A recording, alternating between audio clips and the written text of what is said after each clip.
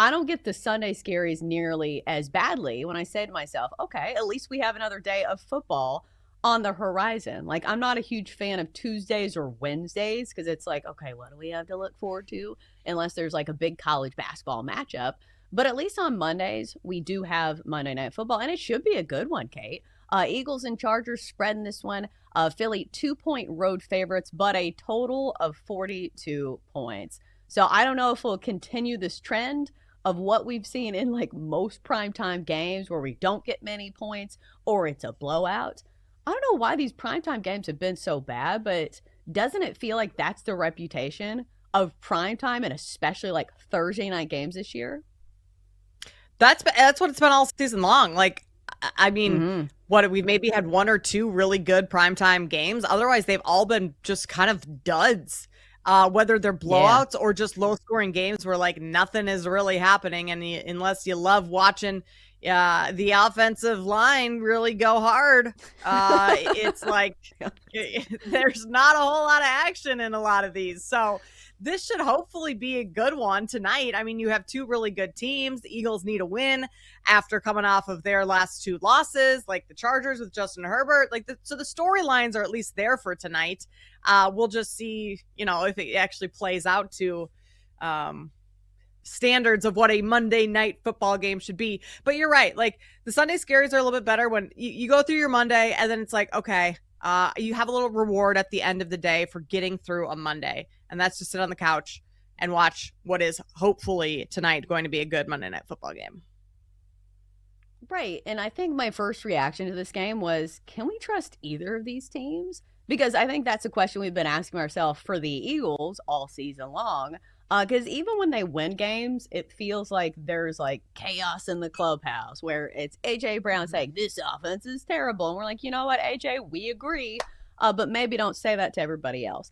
And then you look at the Chargers where Justin Herbert had surgery this week on a fractured left hand and is still planning to play. Like, even before the surgery, he was like, yeah, I'm going to play this week. It's fine. But I will say this. I have heard injury experts talk about this, and they say that it will be easier for him to play post-surgery than it was like when he actually got hurt during the game, because the bone is going to be put back into place. And it's his left hand, so it's not his throwing hand, but still, like we've seen this for other quarterbacks, that you still do motions, with your opposite hand where you're holding the football. You need that ball security when people are trying to punch it out. And also, like, a lot of it's just your throwing motion where, like, it's all connected in some way or another. So we have big question marks on both sides of the football. So I'm not sure if I'm going to take a side in this game, but I think from a logic standpoint, if you say, hey, this game's basically a coin flip, but one side of the coin, you get 2 points in your favor, I'm kind of leaning towards the Chargers here. So I'm not sure what we're going to see from Justin Herbert, or hell, what we're going to see from the Eagles, but I think I'm leaning towards the Chargers here. Yeah, Chelsa, I'm on the Chargers here. Like, as long as Justin Herbert is in the game, I'll be on the Chargers. He's probably not going to be 100%, but who is 100% at this point of the season? Chargers bring back Omarion Hampton, too. He's playing for the first time since week 5. And maybe it takes him a little time to get going. I don't know. But through those first 5 weeks, he had the 4th highest PFF rushing grade. So he was playing really well early on. I mean, I don't think Omarion Hampton is like a massive game changer by any means. He's not moving the line at all. But he's a good piece for them to have back in the run game. And then for the Eagles, like you mentioned, their offense, that's been the storyline for the last couple of weeks is what that has looked like, or lack thereof, rather. But also, they have injuries on both sides of the ball. No Jalen Carter this week defensively. Lane Johnson also out. And, I mean, without those two, or without one of those guys on the field, they're 0-4 against the spread. And so just the importance of Johnson and Carter on both sides of the ball is huge to this Eagles team. And so on the road, Eagles have already been struggling. I don't know if you heard, Chelsa, but they implemented a positivity rabbit in the locker room. That's going to fix things. Yeah, I'm going to go ahead and say that doesn't exactly turn this offense around on the road against the Chargers tonight. Yeah, I think they're going to need more than that. But I will say, like, they still have a good record. And that's the tough part to separate, some of the drama from their actual record because the Eagles are standing in a pretty good spot. And it does not feel like anybody in the NFC East is going to challenge them, especially after the Cowboys just lost. So standing at 8-4. But obviously, everybody wants momentum going into the postseason. And especially like when you do have chaos in the locker room, maybe chaos is too strong of a word. A win would be good here for the Eagles, but this is a road game. I'm not saying that the Chargers have a great home field advantage, but the Eagles don't have the home field advantage here. Because if this game was in Philadelphia in prime time, I think my handicap would be a little bit different. But I do think the Chargers are one of those teams that if we are talking about a low total game, like 42 points, this feels like the type of game that Jim Harbaugh wants to play in, right? Like he wants it to be hard-nosed, physical football where the defense and the run game kind of rules the roost. So I do think they certainly have a chance. And I do think at the end of the day, like it's worth considering the other side when you go against those teams that are the brand names because you're never getting a deal on the Eagles. You're never getting a deal on the Chiefs. Like look at the Chiefs lines every single week. They're favored and they keep losing outright. So like my point being is that for the casual bettors, it feels like these sports books are like, yeah, Eagles are favorites, and a lot of people will still take that line. So to me, it feels like the better value is on the Chargers. Oh, 1,000%. Yeah. I mean, Cowboys are another team that you pay that tax on. So I would not be like shocked though with the Eagles, their remaining schedule, if this is kind of like a repeat of what we saw in 2023 with the Eagles. They lost 5 of their last 6 games to end the regular season. They still made the playoffs, but lost to Tampa Bay 32-9, got smoked in that game. And the season's over. They change offensive coordinators. Obviously, the next season they come out great and win a Super Bowl. But it's going to be tough sledding for the Eagles going forward. Now, granted, yes, you do play the Raiders. You're at the Commanders. That's a divisional game. Is Jaden Daniels going to be playing in that game? Who knows at this, right now, he gets a little banged up again yesterday. And then you have Bills and Commanders again. So it's not exactly the easiest schedule down the stretch for the an Eagles team that is kind of already in a bit of turmoil. Like, I could see them going 1-4, 2-3 over these next couple games and not going into the playoffs with a whole lot of momentum. And for Eagles fans, that would be, I think Philly fans would go absolutely nuts if that's the case. Yeah, I mean, how dare they have to wait an entire year for their team to be good again? I mean, they just won a Super Bowl, but can't relate. My team's the Titans.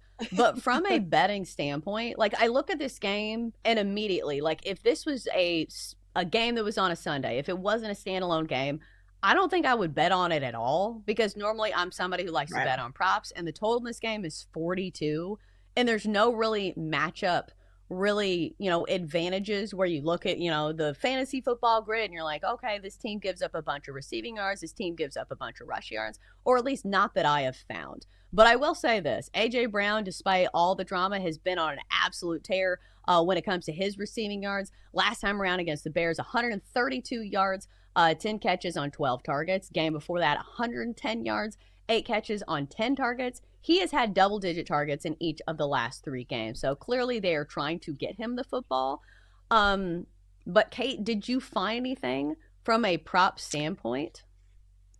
I think you could go with a Jalen Hurts anytime touchdown. Like the price, not as good as most anytime touchdowns, plus 105, but compared to last season where it was like minus something, minus 110, minus 124, Jalen Hurts to have a touchdown. I think it's a decent price. I feel like at some point Hurts could, if they're in the red zone, Hurts just kind of takes things into his own hands and scrambles a little, finds the end zone, or you get the tush push. And that's always an avenue. So Jalen Hurts to kind of take over and like do a little bit more, especially with how he's played lately. I don't think it's been all that great. I could see him using his legs a little bit more and trying to make some magic happen, especially if the Eagles are at all down late in this game.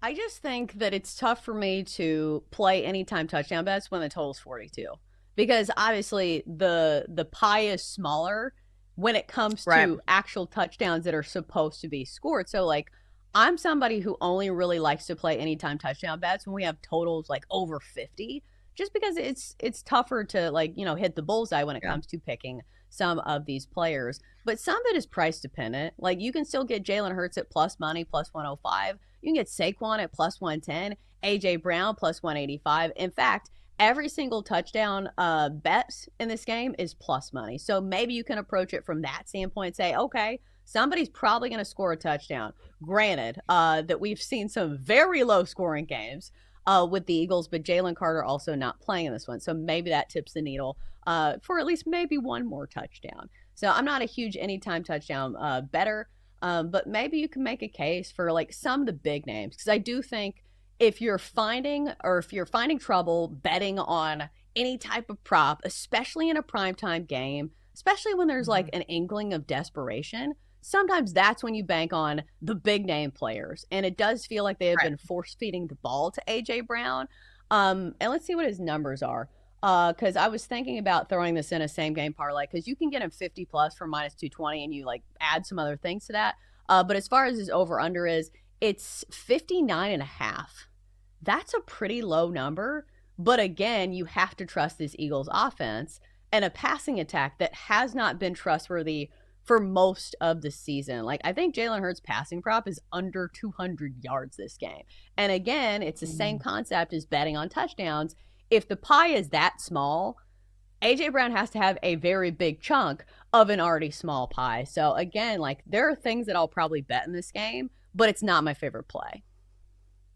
Chelsa, what about like Saquon receiving yards? 16.5. I know the last couple games he has not had, well, he did have 52 yards against the Cowboys, 7 receptions. Couple of those other games, though, not a whole lot, but I could see them utilizing him. 16.5 yards is not all that much if he gets, 2-3 receptions and can rip off 5, 6, 7 yards a carry, or a catch. Like, I think that could be something to look at versus his rushing yards, because rushing yards have just been all over the board this year. I mean, he only has his prop in this game is what, 70.5.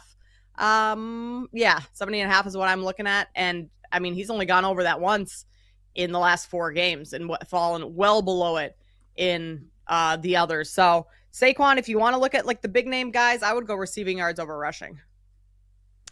I could see that, especially when it comes to like a primetime game facing a really good defense. Maybe that's the way to go. Or you could look at the other side of the coin and say, okay, the offense I want to trust more, even though I say that, I'm like, well, Justin Herbert is coming off hand surgery. Are you sure about that? Lad McConkey, we know, can have some major games, but he feels like he's all over the place this year as well. Coming off a game against the Raiders secondary that is not good, only 39 yards on 4 catches, had 13 yards against the Jags, another bad secondary.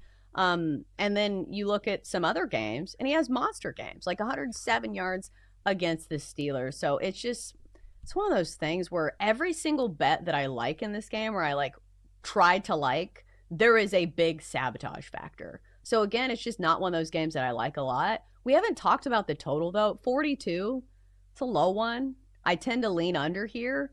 But again, 42 is very low. I still kind of like the under. I think this could be a really boring game. I don't have a ton of faith in the Chargers offense doing a whole lot, but I still like them to win, which means I'm expecting even less from the Eagles offense. So yeah, 42 is low and it's dropping. It's at 41.5 at a couple other shops. So and the line as well, also, it's down to 1.5 in favor of the Eagles at some other shops. So money coming in on the Chargers and backing them, and certainly the under. Or you could do a same game teaser, which I haven't done one of those in a while, but you could do under 48 and the Chargers +8. Like, that feels like the game script that we'll kind of see tonight. So maybe that's an option. We'll see by the end of the show what my best bet will be.